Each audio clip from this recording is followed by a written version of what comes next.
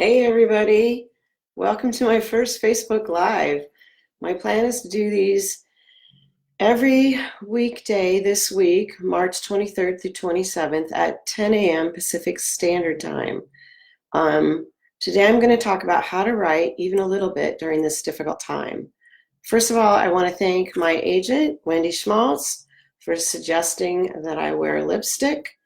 I want to thank my husband for giving me some privacy.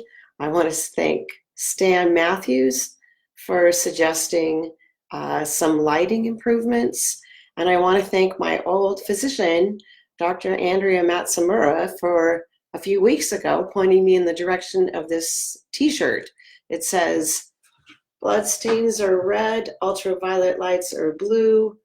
I watch enough murder shows, they'll never find you.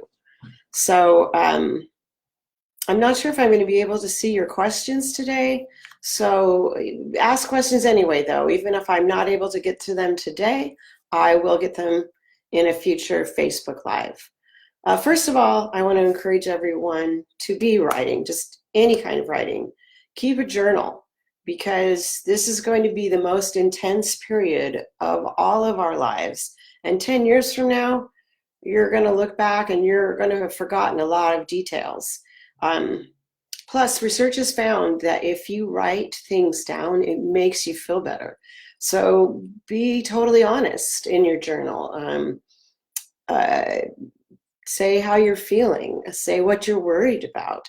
Write about what's happening physically as well as your emotions and what your emotions feel like in your body. Find ways to appeal to the senses, not just sight. Is there a temperature, a sound, a smell, a texture that you can incorporate to make it feel more real and make it more vivid, both for you and for someone else who might be reading it later? It's super hard to be creative right now. I know I'm trying to start 2 books, which almost feels impossible. How am I supposed to focus for any amount of time? And some of the things I've been doing to keep focused is I use this app called Freedom that will turn off your internet for a certain period of time. And it used to be in the old days, in the before time, I used to turn it off for an hour and a half at a time. Now I'm just trying for 30 minutes. If I can get in 30 minutes, I'm super happy. And I think we all need to maybe minimize how much information we're getting, because there's so much information out there and there's plenty of time to look at it, but maybe set aside some time to be creative or to fill your well by going for a walk or reading a book. So I use Freedom. I also like timed writing. And I think right now, make your timed writing be really short.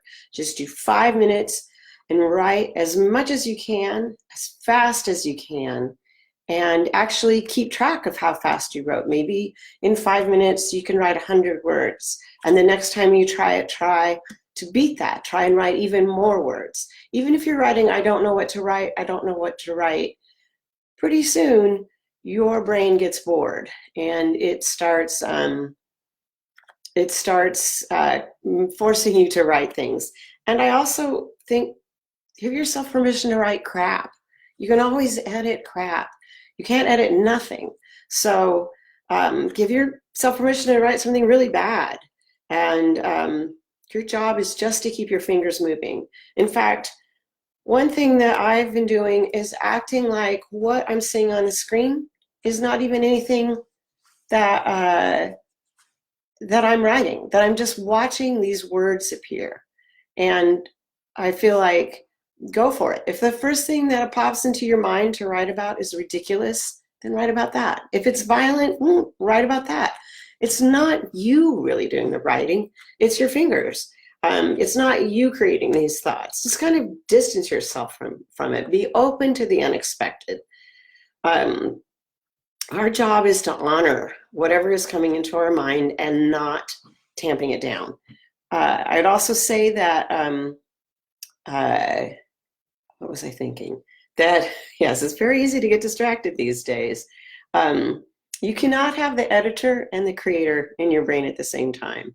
If the editor starts telling you that something is stupid or bad or no one's going to want to read it, then you need to kick that person out of there through some way by not paying attention to them, by writing even faster, by telling yourself, maybe tell yourself you're just practice writing, that it's not real. Something to get out the part of you that is judging and critiquing and commenting. I'd also think, I was thinking yesterday, because I've been doing Turkish get-ups at home. You guys can Google what that is. It's a horrible exercise that I don't like and I'm not any good at.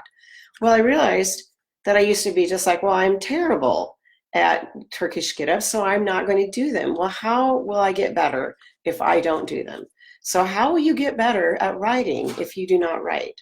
So some of the things you can do to stop yourself from continually editing your work is to turn down the screen brightness when you're writing, or cover it with a tea towel so you can't see what you're writing.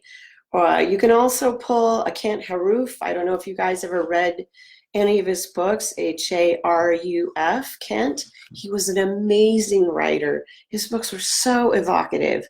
He used to go out to his writing shed, put on a hat, and pull it down over his eyes, and he had a typewriter. And I guess he was very good at keeping his fingers on the home keys, but he would write and not look at what he had written. And he found it was a way to get himself out of his own head. Some people find that they write better in longhand, that they are more creative that way, that it gets them out of the part of their brain that always wants to edit things. Personally, I cannot do that. I write terribly. I have horrible handwriting.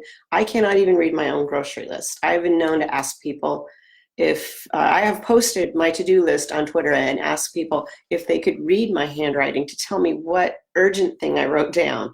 So writing in longhand may not be for you, but it might. Try dictating to your phone or your iPad. Sure, it makes mistakes, so you'll have to articulate as closely, but it might be another way to get into your creativity. When I was writing Blood Will Tell, I broke my hand when I still had 10,000 words to write, and I wrote that all via dictation. And it was frustrating and terrible, but that book didn't get edited that much by my editor. It probably had less editing than some other things I've written by using my fingers. So maybe voice dictation would be a way for you to write. Tell yourself you're not really writing now. You're just getting ready to write, that you're warming up. Try putting on a CD and telling yourself you're going to write for as long as the CD is on, or at least as long as it's on.